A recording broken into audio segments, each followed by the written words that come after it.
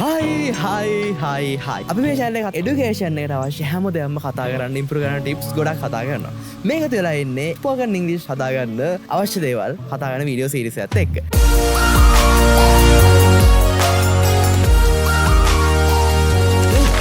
ඉතින් මේක මම පාර්ට්ස් කීපයකට බෙදුවාට පහසු වෙන විදිහට ඒ පාර්ට්ස් විදිහට මම ගන්නේ මුලින්ම කිසිම දෙයක් තේරෙන්නේ නැති කෙනෙක් කොහොමද කියවන්න පටන් ගන්න. ඊළඟට ටිකක් පුළුවන් කෙනෙක් කියවන්න පටන් ගන්න කොතනින්ද. ඊළඟට ටිකක් ඇඩ්වාන්ස් ලෙවල්ට යන්නේ මොන පොත්වලින්ද. ඒ වගේම අන්තිමට මම වැදගත් ටිප්ස් ගොඩක් කතා කරනවා මේ කියවගෙන යද්දි කරන්න ඕන දේවල්. හරි. වීඩියෝ පටන් ගන්නකොට මම පුංචි කතන්දරයක් කියනවා මේ මට වෙච්ච සිද්ධියක්. හරිද? මම 9 පන්ති විතර ඉන්නකොට මම ආයේ පොත් ගුල්ලේ පොත් කියවනවා හැම පොතක්ම මේ කාලේ කියවලා ඉවර කරා. අර ෂර්ලොක් හෝම්ස් පොත් සීරීස් එක ගොඩක් පරිවර්තන පොත් මම කියවලා ෆිනිෂ් කරා. කොහොම හරි දැන් අපේ ගමේ පුස්තකාලයෙන් තමයි මම පොත් ගත්තේ. ගමේ පුස්තකාලේ ගත්තාම ඒක හරි පුංචි කාමරයක් වගේ තිබ්බේ. ඒක ඇත්තටම අඩි 6 10 වගේ කාමරයක් තිබ්බේ. මෙන්න මේක තමයි පොත් රාක සෙට් එකම තිබ්බේ. එතනින් එක රාක්කයක් තමයි අර මං කියන කතා පොත් ටිකක් තිබ්බේ. ඔන්න ඉතින් කියලා මං 6 පන්ති නම් පොත් කියන බරටම කොහොම හරි 9 පන්ති වෙද්දි ඔන්න පොත් ටික ඉවරයි. දැන් මට කියන්න මුකුත්ම පොතක් නැහැ. මම මේ කතාව කලින් වීඩියෝ එකක් කිව්වා. මේ අලුත් channel එකකින් මම මේ කියන්නේ ආයෙත්. කොහොම හරි ඉතින් දැන් එදා මට මාර ප්‍රශ්නයක්. මොකද මං ඉස්කෝලේ යනකොට පැයක් විතර යනවා ගමන කම්මැලිකම නිවා ගන්නත් එක පොත් තමයි කියවන්නේ. ඉතින් එදත් මං ගියා තකහණියක් කියලා පොතක් තවරන්න. හරිද? දැන් ඔන්න පොත් ඉවරයි. මං කියන කතා පොත් එකක්වත් නැහැ ලයිබ්‍රරි. දැන් ඇත්තටම මට මාරවල්. මොකද කියවන්න පොතක් හොයාගන්නත් ඕන. ඉතින් කොහොම හරි දැන් ඔහොම ඇවිදන් යනකොට මට හම්බුණා ඉංග්‍රීසි පොත් රාක්කේ. මම ඊට කලින් ගිහිල්ලාත් තිබ්බේ නෑ. අනේක ගමේ කවුරුත් යන්නේ නැහැ මේ පැත්තට. එන පාළු පැත්තක් වගේ. හරිද? මකුළු දැල් බැඳිලා ගෝරේ ඔන්න ඔහොමයි. දැන් මට කරන්න දෙයක් නැති හින්දා අවුලන්නේ මෙතනත් හොඳ කතාව වගේ තිබ්බා. මොකද ලස්සන කවර තිබ්බ, ලස්සන අර ඉලස්ට්‍රේෂන් තිබ්බ පොත් ගොඩක් තිබ්බා. මට 아무තු ඊගෝ එකක් තිබ්බා. ඉතින් මට hina වේද කට්ටිය මොන හරි හිතයිද මේ පොඩි ළමා කතාවක් කිව්වා කියලා කට්ටිය අර මගේ යාළුවෝ hina වේද? එයාලත් ඉංග්‍රීසි බෑ ඉතින්. ඒත් එයාලා hina වේද කියලා මට ප්‍රශ්නයක් තිබ්බා. හරි? හැබැයි මේ වෙලාවේ මං හිතුවා නෑ අවුලක් නෑ කවුරු හිතුවත් මට අදාළ නෑ මට පොතක් ඕන. ඉතින් කොහොම හරි මං එතනින් පෙරලා ගත්තා. ලොකු අකුරු තියෙන පුංචි පොතක් අර ඉමේජස් එකම ගොඩක් තිබ්බා. තෝරලා ගත්තා.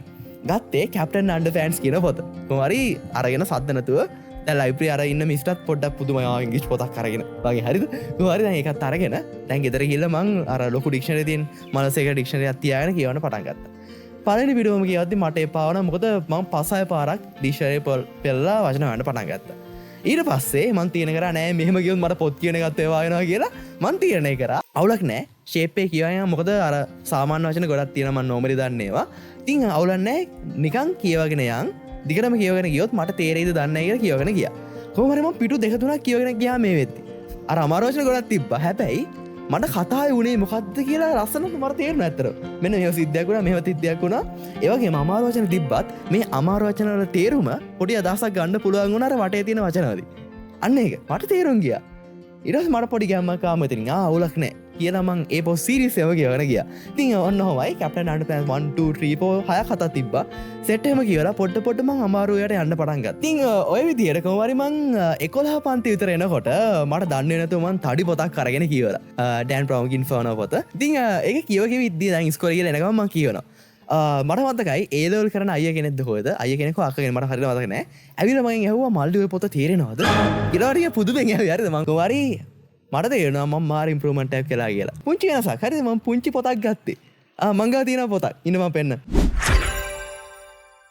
මං කියන්නේ මේ වීඩියෝ මම පාර්ට්ස් කීපයකට කඩලා තියෙනවා කියලා. අපි මුලින් කතා කරමු මොනවද මුකුත්ම බැරි මුකුත්ම ඉංග්‍රීසි තේරෙන්නේ නැති කෙනෙක්ට කියවන්න පුළුවන් දේවල්. ඔයා කියවන්න ළමා කතා. මේ ලෙවල් කීපෙම තියෙන ළමා කතා තමයි.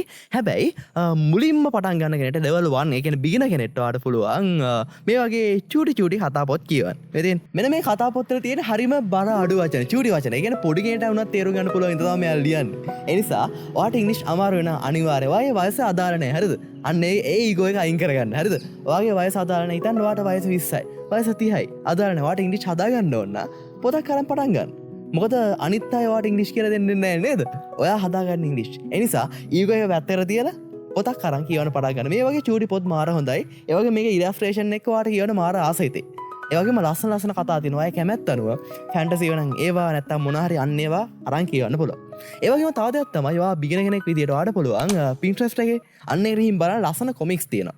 ලස්සන එකක පුංචි මීම්ස් තියෙනවා. අන්න ඒ වගේ ඉංග්‍රීසි වචන කීපයක් දාලා හදපු පුංචි මීම්ස් තියෙනවා. අන්න ඒ වගේ චූටි කොමික්ස් වා කියවොත් ඔයාට නොදැනීම පොඩ ඔයාගේ ඉංග්‍රීසි හැදේ. ඉංග්‍රීසි වචන ගබඩාව තියෙන අන්න ඒක පොඩ ඔයාට ලොකු වෙනවා ඔයාට දැනේ.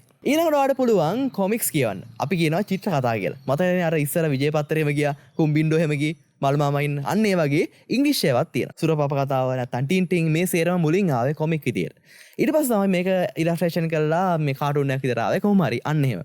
ඔයාට ඕන ඒකෙම කොමික් එක අරන් කියවන්න පුළුවන්. ඒ වගේ ගොඩක් කොමික් තියෙනවා. අරන් කියවන්න. මොකද මේකේ මේ ගොඩක් කියන්නේ මේ කොමික් වල තියෙන ගොඩක් අපි අර සාමාන්‍ය ජීවිතේ කතා කරන්නේ. අන්න ඒකට අදාළ වචන තමයි ගොඩක් එතන යන්නේ. සෝ ඔයාගේ අර ප්‍රැක්ටිකල් ඉංග්‍රීසි හදාගන්න මාර හෙල්ප් එකක් වෙයි මේ කොමික් කියවුවා. දැන් අපි කතා කරන්නේ level 2. දැන් ඔයාට වචන චුට්ටක් තේරෙනවා. පුංචි කන්වර්සේෂන් වලට තේරුම් ගන්න පුළුවන්. අන්න එහෙම හැකියාවක් තියෙනවා. හරි. දැන් ඔයාට යන්න පුළුවන් මෙන්න මේකට. මම අර මුලින් ගත්ත කී Captain Underpants පොත් සීරීස් එක අරන් කියවන්න පුළුවන්. මෙන්න මේ ටයිප් එකේ පොත් බලුවොත් කියවලා ෆිනිෂ් කරලා තියෙන්නේ. මේ අතර මට ආසිරියට ගත්තා මුෆෑගෙන් ගත්තේ. කොහොම හරි ඉතින් මෙන්න මේ වගේ ටයිප් එකේ පොත් ඔයාට කියවන්න පුළුවන්. පුංචි ප්‍රවචන තියෙන්න පුළුවන්. හැබැයි අද වචන කීපයක් දන්නවනම් ඔයාට තේරුම් ගන්න පහසුයි. ඒ වගේම ඔයා දන්නේ නැත්තේ Enid Blyton කතෝරේ ඉන්නේ. අන්න එයාගේ කතාව උතුත් මහා ලස්සනයි. එයාගේ මට මතකයි Enchanted Wood කියලා සුරංගනා කතා සීරීස් එකක් තිබ්බා.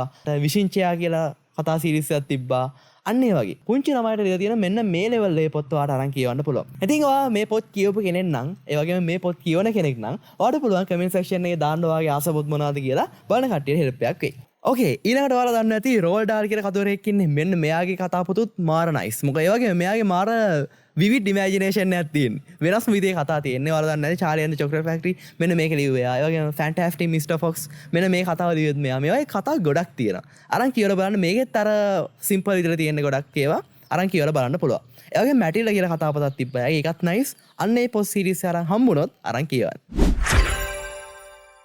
ඉතින් අපි දැන් යන් හෙමිට ඊළඟ ලෙවල් එකට. අන් අපි ඉන්නේ level 3. දැන් වචනත් දන්නවා කියවලා හුරුවක් තියෙනවා අවුලකුත් නැහැ. කතාව තේරුම් ගන්නත් පුළුවන්. දැන් පොඩ්ඩක් ඔයාලට යන්න පුළුවන් ටිකක් බර වචන තියෙන ටිකක් අර ඊට උඩ ලෙවල් එකේ කතා පොත් වලට. මෙන්න මේ ටයිප් එකේ පොත්. ඔයාලට පේන්නේ සයිස් එක චුට්ටක් ලොකුයි. කොහොම හරි ඒ වගේම බර වචන චුට්ටක් ඔයාලට හම්බ වෙනවා.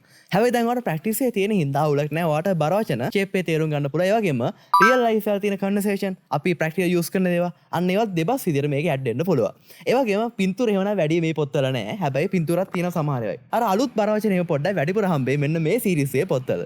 ඉතින් ඔයාලට කියන්න පුළුවන් ඔයාලට මතක ඇති Enid Blyton කතෝරේ ඉන්නේ. එයාගේ ෆේමස් ඔය කතා සීරීස් එක. ඒ වගේම මට මතකයි හතේ කල්ලි කියලා සිංහලෙන් පරිවර්තන කරපු කතා ටිකක් ගියා. අන්න ඒක Secret 7. අන්න ඒ වගේ එයාගේ කතා සීරීස් එකම තියෙනවා. අන්න ඒ වයස කට්ටියට කියවන්න.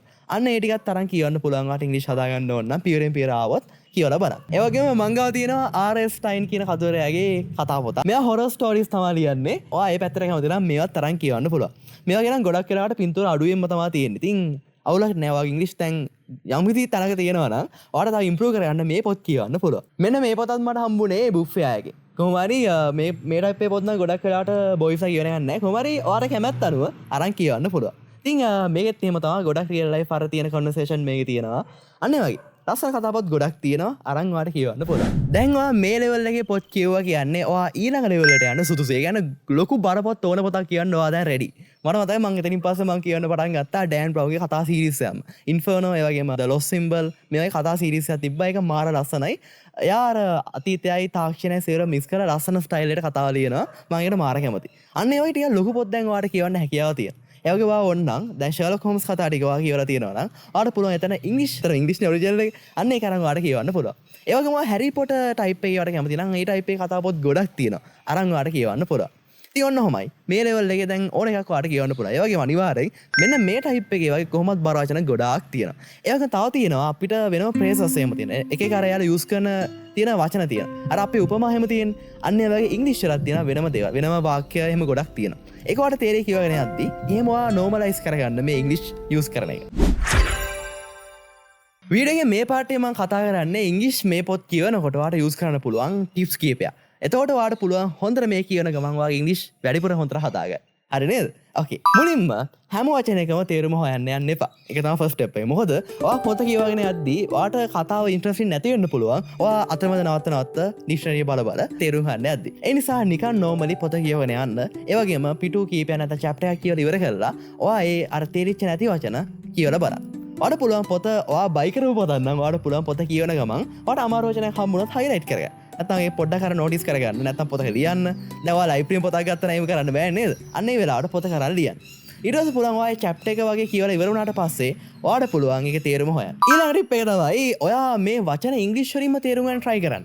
මට මතකයි මං O level IT කරේ. ඔය IT කරද්දි සිංහල මීඩියම් එක කරේ.